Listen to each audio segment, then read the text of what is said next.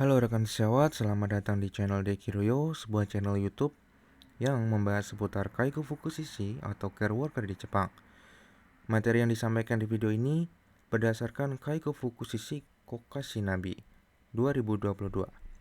Jadi perlu diperhatikan, mungkin saat rekan sejawat menonton video ini, beberapa materi sudah mengalami perubahan, apalagi mengenai data kependudukan dan undang-undang ataupun metode pelaksanaan ujian secara kurun waktu tertentu dilakukan amandemen oleh pemerintah Jepang.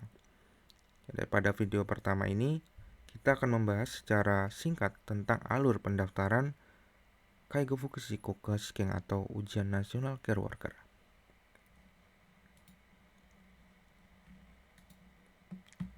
Oke, kita ke slide selanjutnya.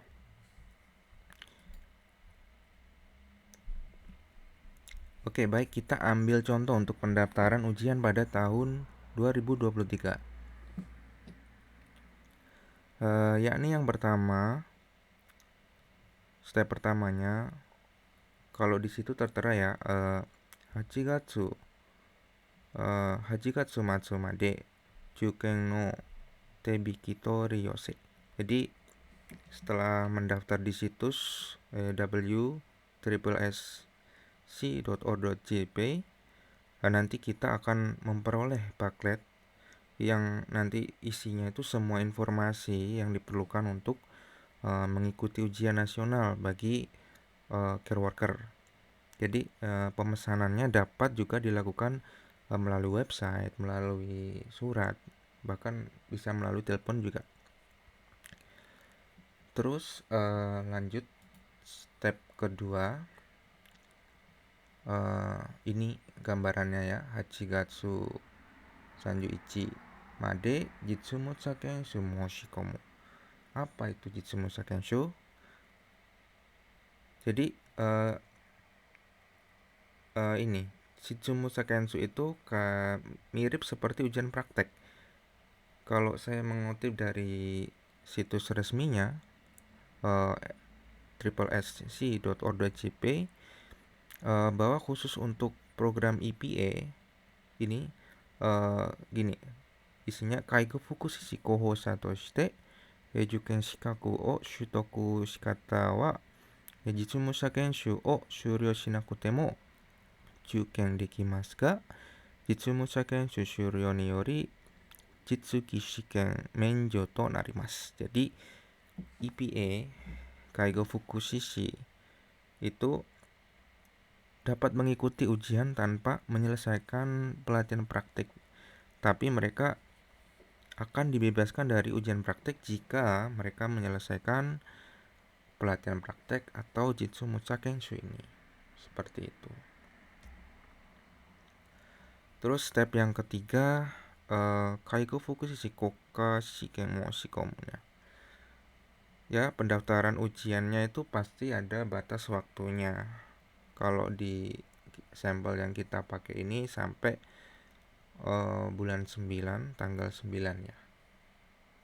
Itu batas akhirnya. Kemudian step keempatnya, tentu saja ini yang paling penting, belajar. Sebenarnya mungkin kalau untuk program-program EPA, program Jino Jisuse, itu sudah belajar mulai dari masuk dari awal datang ke Jepang ya. Bahkan mungkin selama di Indonesia pun sudah ada yang mulai belajar tentang Kaigo Fukushishi ini ya, materinya. Lalu untuk step kelima,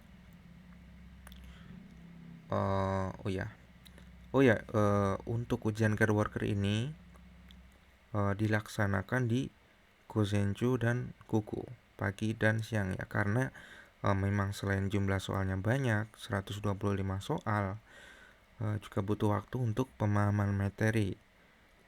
Nah, setelah selesai ujian, soal langsung bisa dibawa pulang. Jadi, pastikan saat mengerjakan soal, selain mengisi di lembar jawaban, tulis juga jawaban rekan-rekan di soal agar bisa langsung self-check ketika ujian sudah selesai.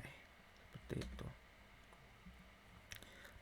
Step ke-6, step terakhirnya tentu saja menunggu pengumuman. Nah, biasanya untuk pengumuman itu dihapiokan pada bulan 3 akhir, kadang bisa sampai bulan 4 juga ya.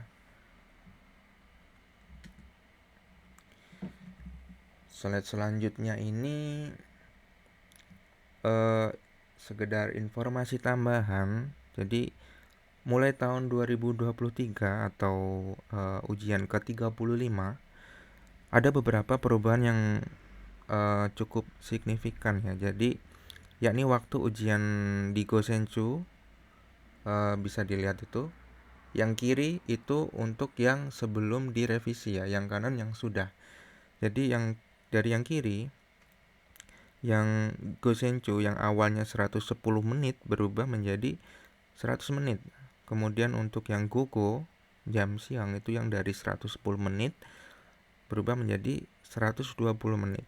Kemudian poin pentingnya lagi untuk bab Kokoro Tokara dan Oshikumi ya, dan Iryo Tekike bisa dilihat itu dari Gogo berubah menjadi Gozen, yang dari sore menjadi pagi, dan sebaliknya materi Kaigo baik meliputi Kaigo Kihong dan sebagainya dirubah ke Gogo. Seperti itu, kurang lebih seperti itu.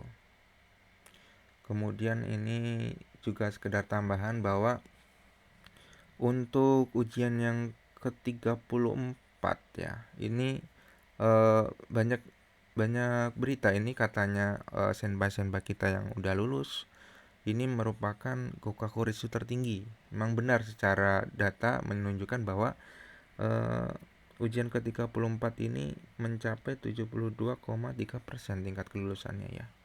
Jadi minasang untuk saat ini kami harapkan untuk mempersiapkan semaksimal mungkin belajarnya.